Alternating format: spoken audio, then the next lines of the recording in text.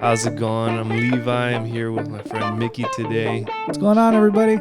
This is another one of those, kind of like update podcast episodes. We're checking in with Mr. Levi on his quest.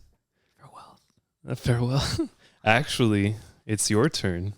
It's my turn. Yeah, because the past couple times we haven't really been able to touch on what you've been up to. That's true. Well, let's get started. I got my first question right off the bat. Right off the bat? Okay. Right off the bat. Tell us what's up with the hat. Well, I really like the show Bob's Burgers, and I didn't know that they sold these hats. And when I found out that they sold the hats, I needed to get myself one because I had this shirt to match. That's about it. Yeah. Man, I was hoping that I'm a weird hat guy too. I mean, you've seen the hats that I wear. And then winter's a good time to wear nice hats. This is true. And you're wearing a pretty nice hat right now. Thank you. I'd prefer like butterflies on it or Santa. It's it's timeless. I brought it out from the archives. I've actually had this for a while. I don't think you throw beanies away. No, you don't, right? No. I could almost swear to you I've had this since I was like, I don't know, maybe 7 or something. You mean to tell me your head has been that big since you were 7? Apparently. Nice. Okay. No, it has good elasticity, I guess. You've had a 30-year-old's head for the last 27 years? I'm kidding, by the way. I'm sure it's elastic. Yeah, I hope also, so. this hat's meant for children. I'm short. All right, well, cool. Glad we got that out of the way. That way we could actually concentrate on the conversation now. Back to business. Yeah. So tell us, man, what has Ram been up to recently? What you guys got going? Fall got really slow. If I'm honest with you guys, fall surprised me because it was looking to be like a really, really busy time of the year for us. That didn't happen. But summer was crazy. As crazy as we thought it was going to be when we first aired episode 0, that's exactly what happened. And it's insane because it isn't necessarily the most profitable year we've ever had, but thanks to the fact that we've been so busy and that we've been active in networking. And I took tips from you because I saw like all the seminars that you were going to and stuff. And although I haven't had a chance to join you at one of those, I have been kind of really just amping up my networking abilities. Gotcha. So any chance I get to meet somebody, that's when I'm just like, hey, like real estate or business questions, like, hey, do you know anybody else that needs our services? Stuff like that. And it's kind of snowballed into a lot of really, really great opportunities for us for next year. Very cool. Yeah. Awesome, man. You also, we've had a couple conversations off air, how you've realized that you've been chasing to be into the big leagues, as you've put it. Yeah. But what have you realized that you need in order to get there? So yeah, we've talked about go big or go home, right? And really that's it. For me, it's like I always want to go for the bigger project side. And I have thankfully done some really, really cool, really big projects. You could check them out on my Instagram reels. But what I did notice is that does start to dry the cash flow well. And I needed to start getting smaller jobs. So the small jobs that I was starting to kind of scoff at, to kind of be like, oh, well, I don't think I need those. I'm in the big leagues now. Yeah. It ended up being that I was kind of cannibalizing myself to my own demise or to my detriment. Because I hadn't realized that those smaller jobs are absolutely necessary to keep the cash flowing. Because even if a job is 6 figures or whatever, it's going to cost you almost 6 figures, if not more than 6 figures to finish it. And by the time you're done, you're like, oh my goodness, my bank account is all dried up. It's like, And now and then you got to wait 90 to 120 days to get paid. Yeah. So it's not fun. I mean, it's really cool to, break dance after or once you get the check. I can't break dance, but I tried to, and then I hurt myself out of excitement. It's really cool to get that check in the mail and to open up that envelope and see the amount of money. But you just think about it and you're like, okay, that was 3 months of absolute terror of wondering, where the money's coming from for this month or for that month. So, once I assessed that and I realized that, yeah, entering the big leagues is awesome, being part of the bigger arena is great, but I cannot scoff at the smaller jobs. Gotcha. Still need, yeah, the company needs those smaller jobs. It's basically like I don't know if lifeline, I guess you could say. It is a lifeline. Yeah, it's like it's liquidity. Mm-hmm. So it doesn't matter. I can't go to my lenders. I can't go to my suppliers and be like, hey, got big money coming in. I'll pay you in 4 months. They're going to be like, well, that's great, but we're going to close your account for the remainder of the year. You can't do that. Nobody's going to be like, hey, I'm so glad you let me know. I'm grateful because I know I'll have my money soon. Nobody says that. They want their money now. And I want my money now too. But unfortunately, the bigger leagues mean longer payment terms. So it comes with that. Yeah. Okay. And the smaller jobs are like, hey, can you do this job? It's $1,000 or $2,000 gain. But if I get that paid, I do the job in 1 day. And if I get paid in 1 day, then that money's in there. Right. It doesn't matter. I mean, at this point, I've realized that waiting for a $200,000 check for 4 months hurts way more than I expected.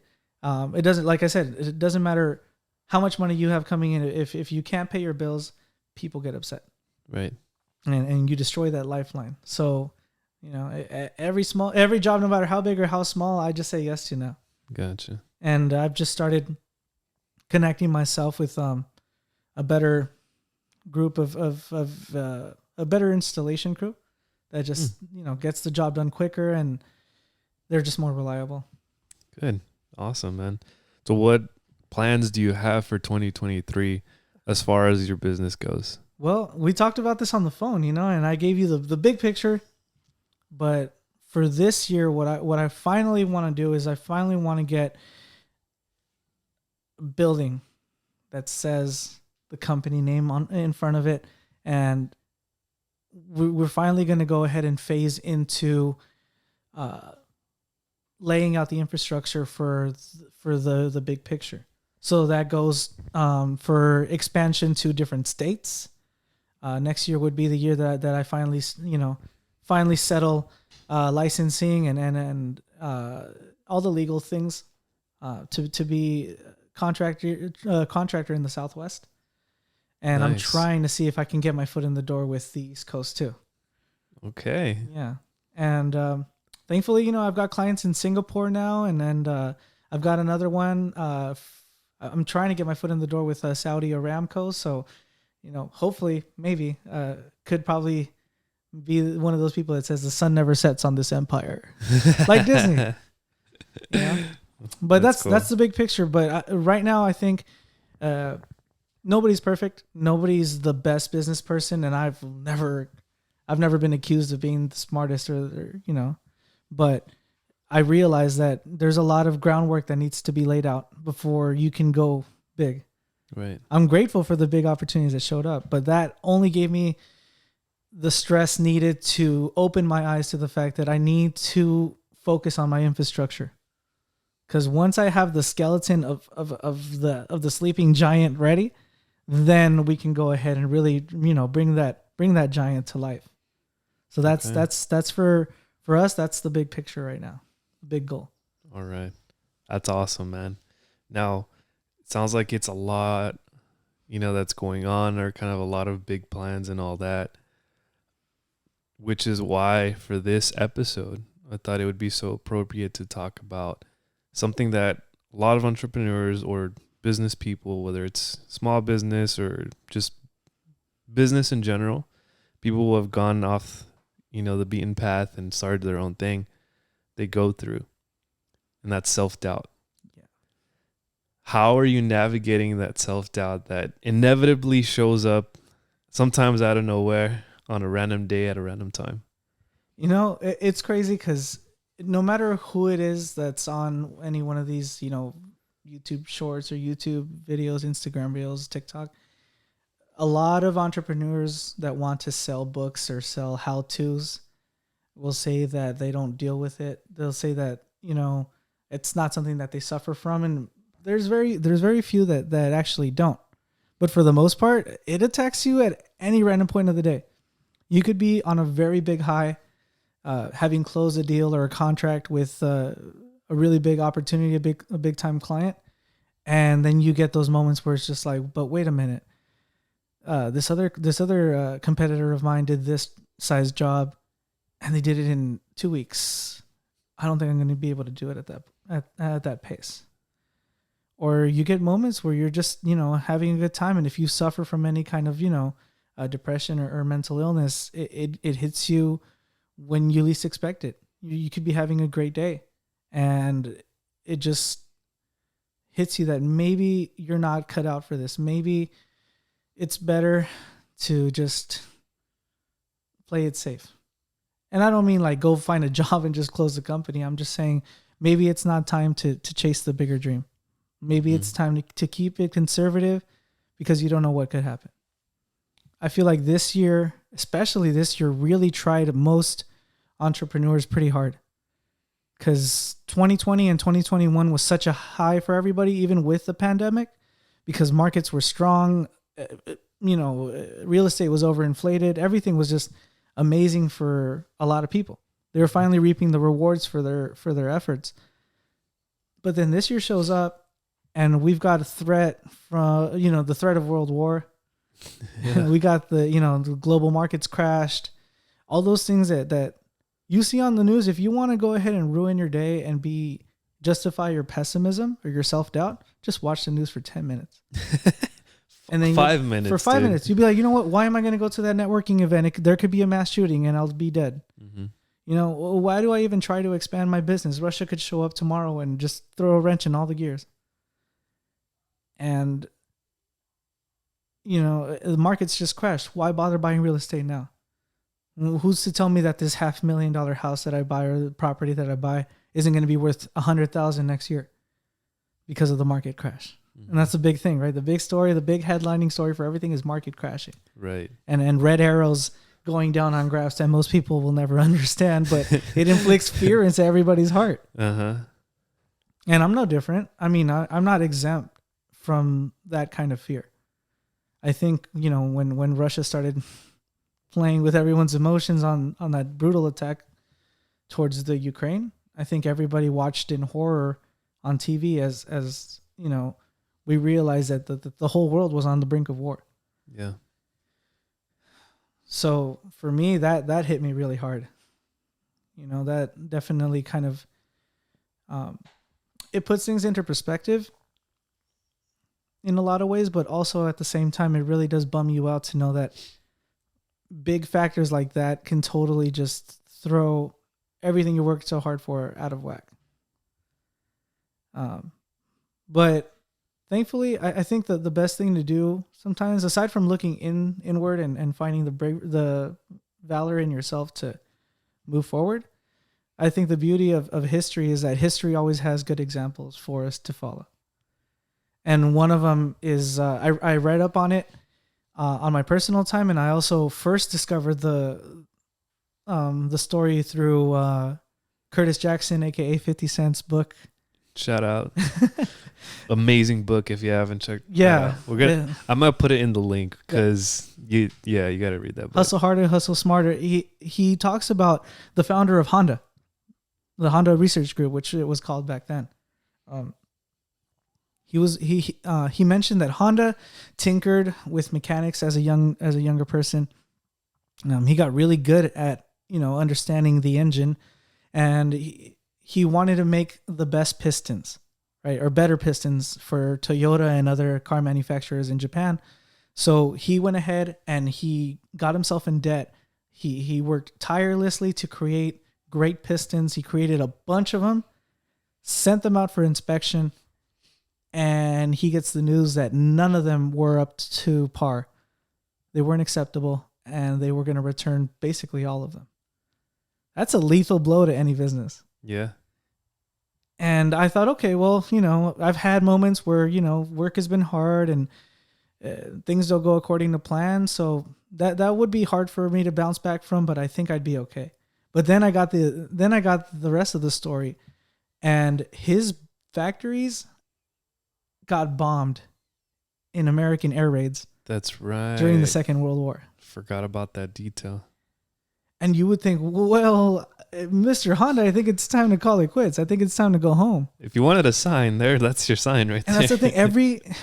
straying from the subject real quick. Everybody looks for signs for the negative things. I think most of us have that problem. I'm no different. I'm not saying, oh, look at me, I'm different. I'm saying everybody, myself included, tries to find the signs of when to quit before they try to create their own signs for keeping on. Right. To keep going. They see moments like that. Sometimes it's for us. You want to be, like I said, a great networker. But then you find out that they had a mass shooting at the ballroom that you wanted to have a networking event at. It's a sign, Levi. You got to call it. Yeah. You find out that the people that have podcasts suffer from depression more than people that don't have podcasts. It's a sign, Levi. Call it. Call it quits, man. That's actually a sign to keep doing it. Then that means I'm in the right industry. And then you get things like, oh well, did you know? But people will find all the negatives down the path and say, you know what? It's a sign for me to stop, get conservative, and get in my show. Yeah. Before they realize, or they stop and think about like I said, the broader picture and the opportunities that could present themselves to you if you just kept going. And that's what Honda did. I mean, Levi, I've never done a job and had them tell me 99% of your job is worthless to us, or it's not the quality standard that we need. Take it back and don't ever call us again. I've never had somebody do that to me. I failed inspection once or twice because, it always, after doing thousands of jobs, it happens. But having those kind of news hit you that your factory got bombed, that's next level. That's not a lethal blow, man. That should just deter you from ever wanting to pursue anything in business again. Right? Yeah. But Honda didn't do that. He kept going. He pawned what he had to pawn. He sold what he had to sell. He sold what he had to sell to keep going. And look at where he's at now. Or look at where the business that he created is at now. It's a global empire. Like, I say the word Honda to somebody that doesn't know anything about cars. Are they going to know about Hondas, Levi? Of course. Yeah. Yeah. Why? Because of this man. Because of one person that just didn't see the signs in wanting to give up. And I think, again, I'm no better. We've all had those weak moments, but as a group, as a group of people that, entrepreneurs or business owners that want to keep improving, their businesses or meeting their goals or their milestones, giving up shouldn't be something that you look for in signs. You should look for signs to keep going.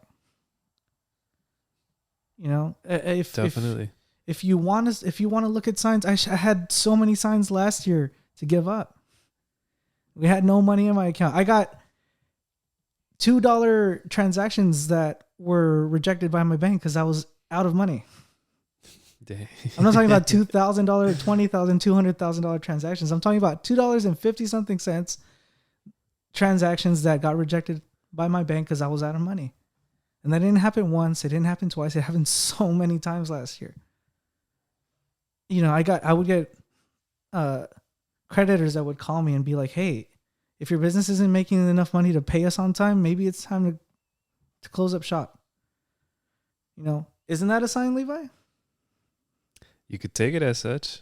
Yeah. Having a negative balance of $70,000, $100,000, $200,000 in your account, that should be a sign to you too. Having people, big time companies tell you, what, for some reason or another, they're not going to tell you why, but it's foul play. We're not going to work with you anymore, or we're not going to go ahead and proceed with your company. Oh, that's a lethal blow when you already did everything you had to do to be ready for that job. Mm-hmm. When you bought the things that you needed to buy for that job, there's a sign. Yeah. Beginning of this year, you thought things were going to bounce back. The markets crashed horribly. There's a sign. It's time to close up shop and just play it safe. Let's go ahead and get that cubicle job you've always wanted. Right. But you don't do that. If you really want to make it make your dreams come true in one way or another, you've got to find the signs to keep going, because there's plenty of signs to stop. There's always going to be signs to stop. And for me, on a personal note, I think the biggest signs that have been there for me to keep going have been like family. You know, whether it be my direct family that lives with me, or my family outside of the country. When I think about the fact that, you know, the money that my family's been able to make with this business so far has led to relatives that have had such terrible circumstances present themselves to their lives and to their loved ones. Their lives have been changed or improved because of that effort. You know, I'm able to give my whole family health insurance. You know, you could work at a really nice job. I know people that make way more money than I do on a W-2 scale per hour. Mm-hmm. And they don't have health insurance, or maybe they have health insurance, but nobody else in their family does.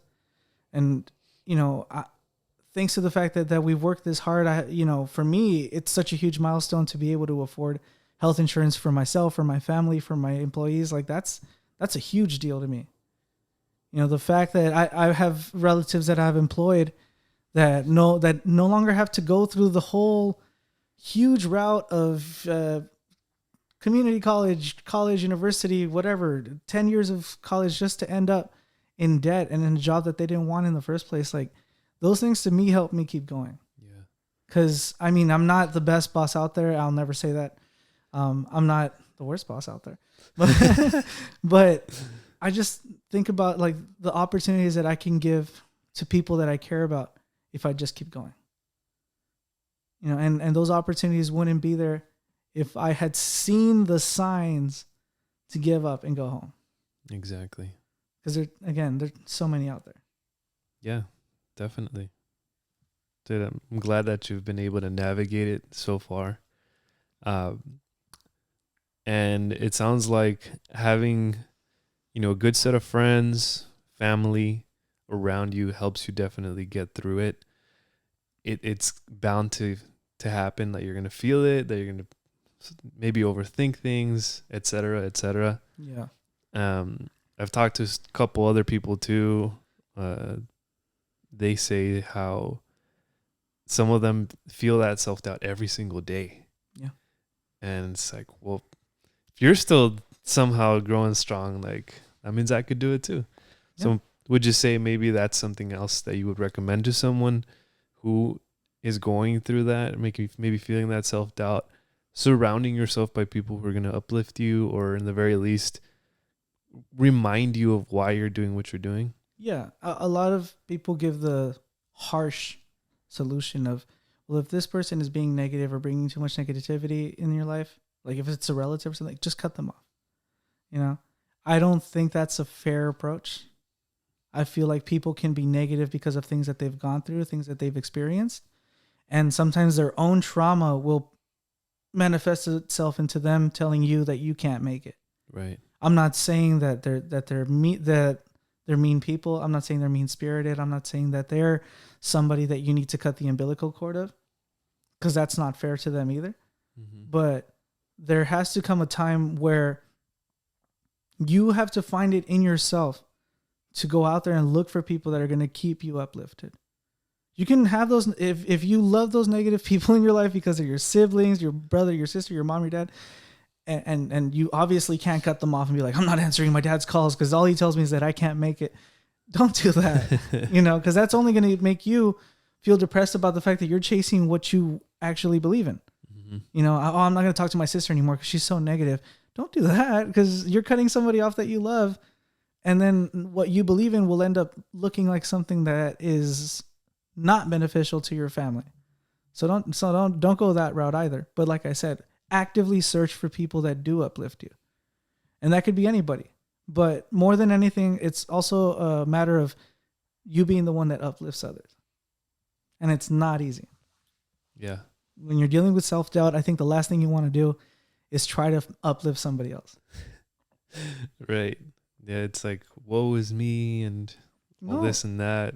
Exactly. Yeah. It's definitely the last thing that you want to do, and try to help someone else. But I mean, we've both experienced this, and in those moments, when you do go out of your way and help someone else, it also helps you. Yeah. And I feel, again, we've all had moments where it's like we've hit such a low that we just cut everybody off, or we just start kind of being introverted or just distant from everybody. That's okay. You can do that for a little bit if you have to, but don't do it too long.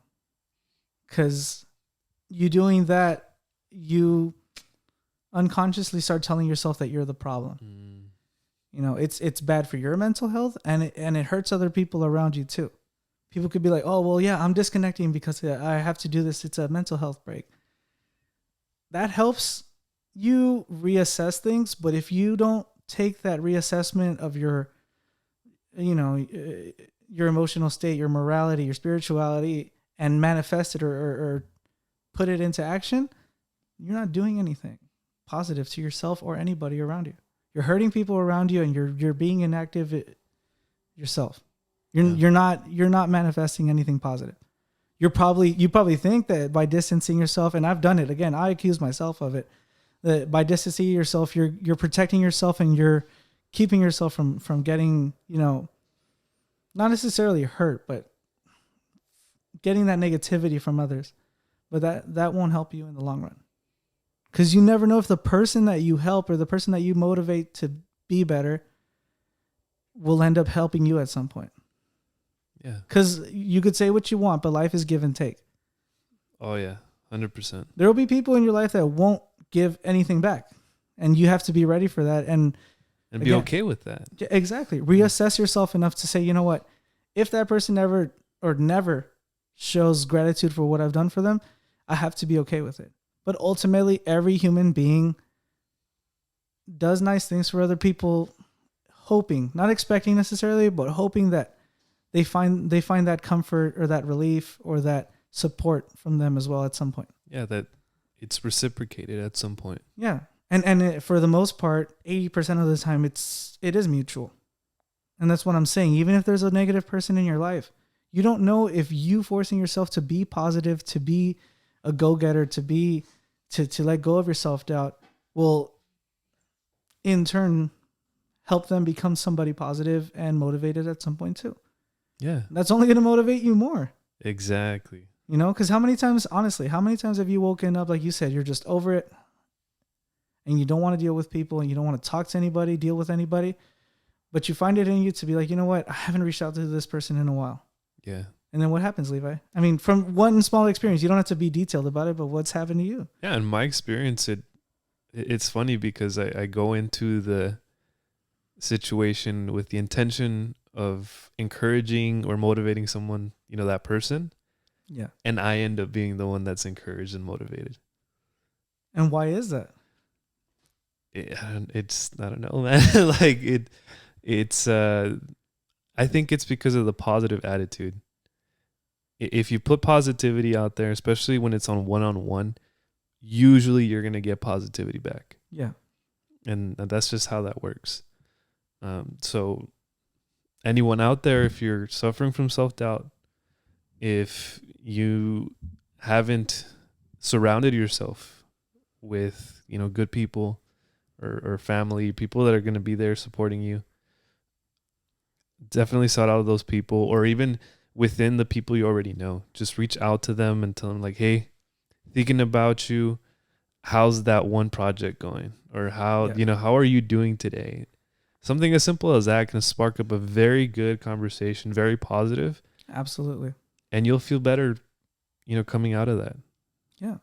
And if you're already doing that, but then even then there's moments of self-doubt in yourself. Sometimes you have to be mean to yourself to keep going. I'm serious, you know? What do you mean by that, Miki? You said the phrase, woe is me. Yeah. And that's such a common phrase, not necessarily with that exact wording, but that's such a common attitude to have when you're going through moments of self-doubt. Like, why me? It's like, Levi, you don't understand what I went through as a teenager. You wouldn't know because you weren't there with my family in 2001. You know, like you wouldn't know because you don't have the grandparents that I have. You wouldn't know because you don't have the wife that I have that does this or says that to me. Dude.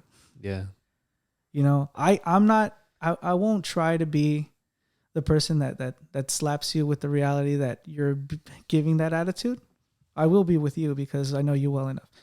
Also, we have a prior agreement that you can slap me, you know, out of it. Yeah. Yeah. Levi steps on me because he's taller. But no, but seriously, I don't always, or nobody should be the person that slaps people around like that all the time. But you yourself have to be mean to yourself sometimes and realize that we're sometimes we exercise self-doubt in such a convenient way. It's the truth. And again, I'm no better. I'm not saying this because somebody comes to my mind and I'm talking about somebody. I'm talking about myself. You know, sometimes when you're like, well, starting my own business or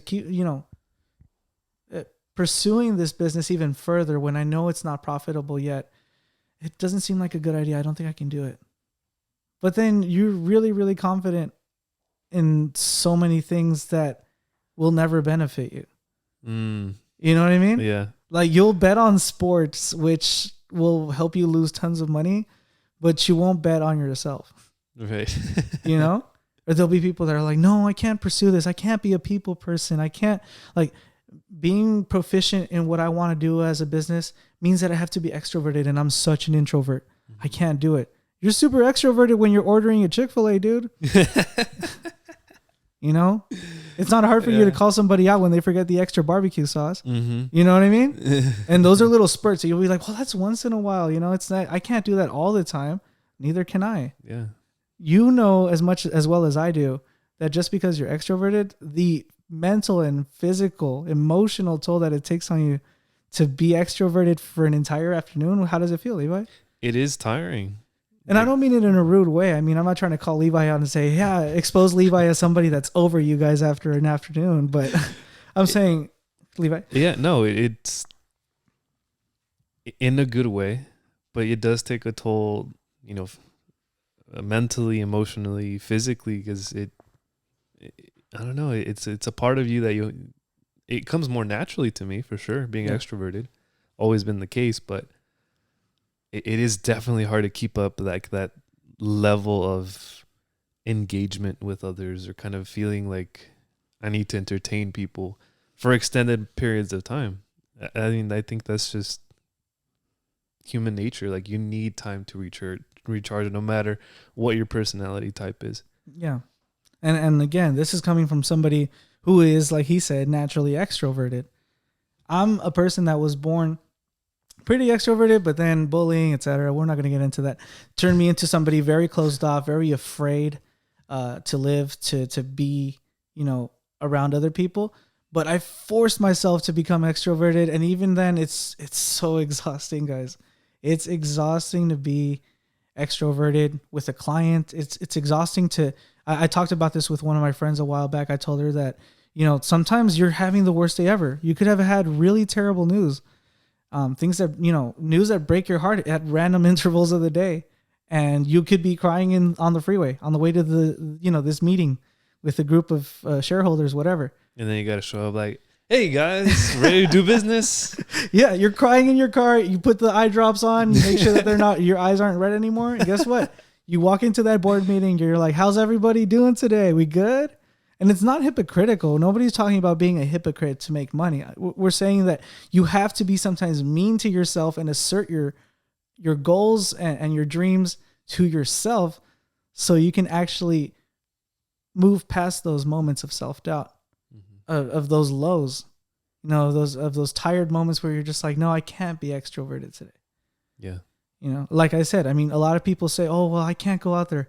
I can't expose myself and reach this goal, whatever your goal is. Well, not with that attitude. Yeah. It's like not wanting to go outside because there's mean people outside. Right. You know, like living in a tower like Rapunzel because, you know, well, people get in car accidents every day, so I'm never going to drive. Well, I heard somebody got shot at a liquor store in Alabama, so I'm not going to walk to the liquor store in my neighborhood. Like, dude, I mean, yes, there's unforeseen circumstance. We get that, but being afraid to move forward, like because of small factors like those, it doesn't make sense. And I'm not talking about, or I'm not directing this at anybody or who isn't myself. I'm talking about the fact that I've had to be mean to myself when it comes to those moments of self-doubt. Because again, if you exercise the woe is me mentality, you're going to excuse everything that you do. Exactly. Everything that you do to retract from reaching something will have a perfectly justifiable reason. Everything in the background will make sense to you. And if you show enough confidence in your own excuses, people are going to believe you. And be like, oh, Levi can't do this, man. Have you met Levi? He's the shyest guy ever. He's so introvert. He could never do that because he's shown and convinced enough people that he can't. Right. You know? Yeah, exactly. You've convinced yourself so well that now you're convincing others that you can't do something. Well, why don't you do the opposite? And I'm not saying that it's an easy overnight ordeal. I mean, I practiced by myself. I talked to myself so much as a younger person to get rid of my stutter. You had a stutter? I still have a stutter. Well, sometimes I do. Sometimes. Actually, not to mention it. When I have those brief moments where I'm like, I'm like, that's me fighting against my stutter, like Scatman John. But, but you know, I forgot who the Roman or Greek personage was that had also like a Demosthenes. Mm-hmm. Demosthenes had a major stutter. And what he did, he'd put like rocks in his mouth and he would like talk to himself like a crazy person at the beach. I did the same thing. I was afraid of making eye contact with people. It took me years to look at myself in the mirror, make eye contact with myself in the mirror, and develop that ability to look at people in the eyes because I wasn't able to. You know, I would practice with myself in the mirror again, having conversations with myself. My mom would walk in and she'd be like, what's happening? You okay, buddy? She'd be like, hey, I saw on the news that, teenagers that talk to themselves have mental illnesses. I'm like, well, yes, but that's not my case. You know? I'd say, there just comes a point, there has to be a point where you're just tired of being that person, where you're tired of being the shy one, where you're tired of being the afraid one, where you're tired of being the doubtful one in yourself. Because everybody's always just going to see that and be like, oh, that's Levi, the shy guy. Yeah. Oh, that's Levi, the weenie. That's Miki, the guy. Oh no, I don't think he can accomplish anything because he's been playing it safe since 1999. Yeah. That's it, guys. So there you go. There you have it. Great advice to how to navigate, deal with, if you will, with self-doubt. We all have it. If you get anyone who you look up to one-on-one, whoever that may be, maybe that's a parent, a family member, a friend, a weird uncle. Maybe not the weird uncle, but okay. Not one-on-one. Maybe not one-on-one. Be careful. But point is, if you talk to most people one-on-one, everyone goes through this feeling that they're not good enough to do whatever they're doing, or imposter syndrome, if you will, stuff like that. Imposter. But the point is to just keep going. If you can see it in your mind, and especially if it's like you could see it so clear, whatever resistance you're getting, and I'm borrowing this from somewhere else too, how they said how if you get a flower, like this flower represents your dream, right? Depending how big that flower is or how big that dream is, the shadow that it casts, aka resistance, is going to be proportionate to that dream. Oh man. So earlier when you were talking about signs, yeah, right, to give up or stop or whatever, if you're feeling a lot of resistance towards your goal, towards your dream, maybe it's because it's a big goal, maybe it's a big dream. So that's expected and that's okay, and that actually should be a sign that you're on the right path. You're about to hit that diamond mine. Don't stop. And I'm not talking about money-wise. It could be just a personal goal. Get rid of that stutter. There you go. Love it, man. I think this is a great place to finish the episode. If not, I'm going to start rambling on about the gig economy, and you know how that goes. That's for another time. Yeah. Thank you so much for joining us today on Raspberry Lemonade. This is Levi signing off. I'm Miki. Have a beautiful day.